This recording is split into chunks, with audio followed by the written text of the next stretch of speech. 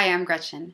This is the Servant Program, Day 2, Part 2. For those of you following the Word Mathematics Challenge, it is desire versus conflict times general versus specific times cause. The foundational subject was discussed in Day 1, which is the desire versus conflict, desire attainment, and conflict resolution. So that is what we're talking about here. And then we add one variable at a time. In part 1 of Day 2, we added the variable general versus specific, which made our discussion about general versus specific desires and their subsequent conflicts. So today we're going to talk about general versus specific causes. And the first question for you is, are your causes all on the same general team?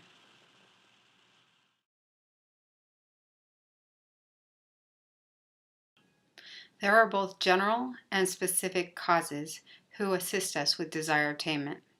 A general cause is one who's mainly concerned with helping us obtain our most general desire of joy. He's already obtained joy. He provides joy for us.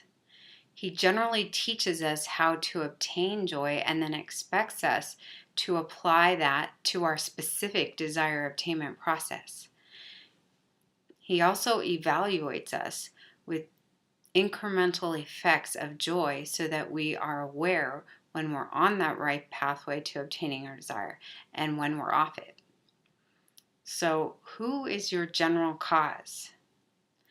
And do you know how to access his effects of joy?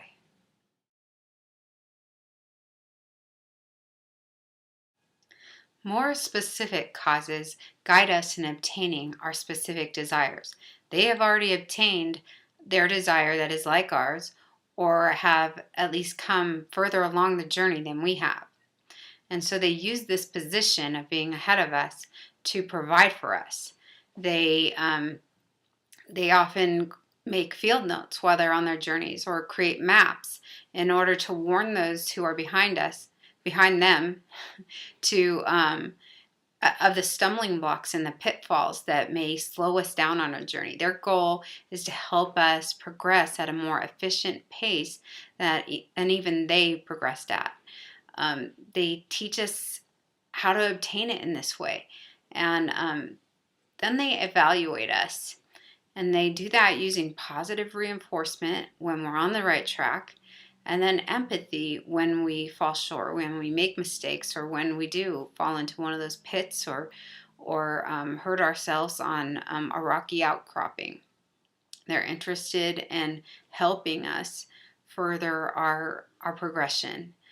And when they see us heading towards danger, or leaving the pathway, deviating from the course that ends in our desire attainment, they mercifully warn us and let us know, hey, you're getting off you're getting off the track. You need to get back on. So who are your specific causes? And take some time to evaluate them based on what we've discussed here.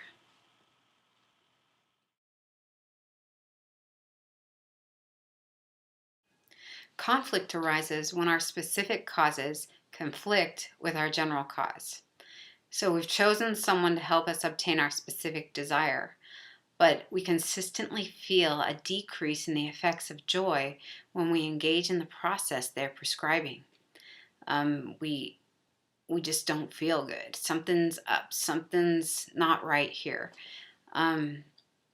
So do your specific causes conflict with your general cause?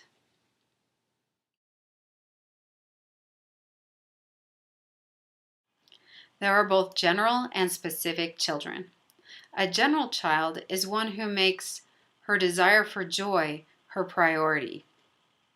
She's willing to give up any specific desire that conflicts with it. She admires her general cause, and she desires to receive provisions only from him or from the members of his team. She studies his general process on how to obtain joy, and she applies that to her more specific desire obtainment process. She submits to her general causes evaluation, and any team member that's on any cause that's on his team. And she does this because she knows that the purpose for his evaluation is to help her obtain her desires. So think about this. Are you a general child? Do you have general children?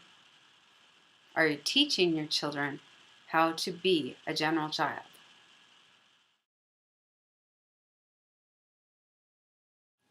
A more specific child is someone who has chosen us to be a specific cause for her. We have obtained something that she also desires to obtain, something specific. So we are her cause. She can choose us, or we can be assigned by our cause to help other specific children obtain their desires. So we then need to account for all the things that have previously been discussed in regards to specific causes and make sure that we're in alignment with our general cause towards those specific children. So, are you in alignment with your general cause towards your specific children?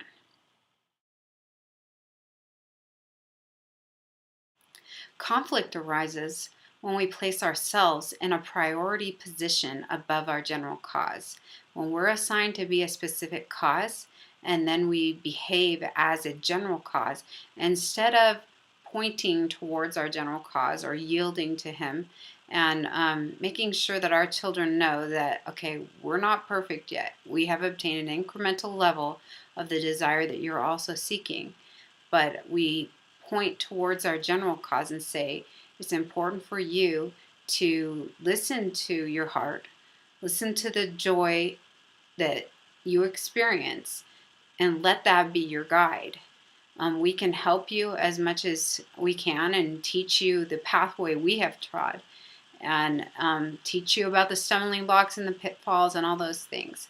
But it's important for you to listen to your heart, listen to those joy effects, because we are also still on our journey, and we don't have it all right yet. So think about that. Think about if you are making sure that you yield to your general cause and you're not making yourself a conflicting cause.